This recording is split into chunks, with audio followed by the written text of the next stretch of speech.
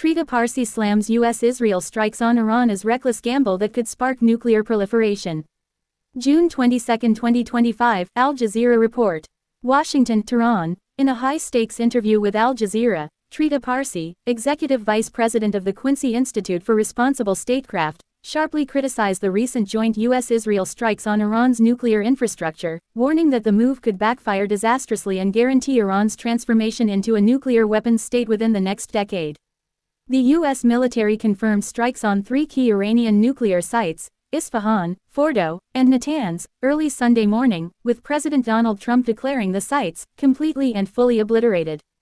The coordinated strikes come in the wake of Israel's surprise offensive on June 13, which was reportedly aimed at stopping what it claimed was an imminent Iranian nuclear breakthrough. However, according to Parsi, the attacks are more likely to incentivize nuclear proliferation rather than prevent it. If the US and Israel can attack a non-nuclear Iran with such impunity, it sends a clear message to Tehran and others: your only real deterrent is a nuclear arsenal, Parsi stated.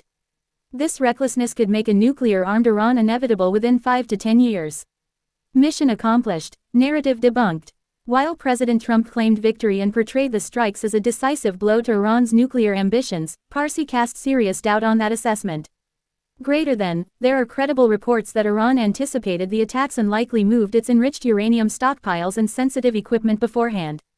The core of the program may well remain intact, he warned.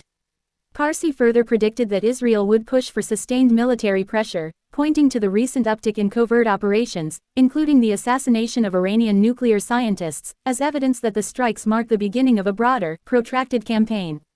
Iran's response: all options on the table.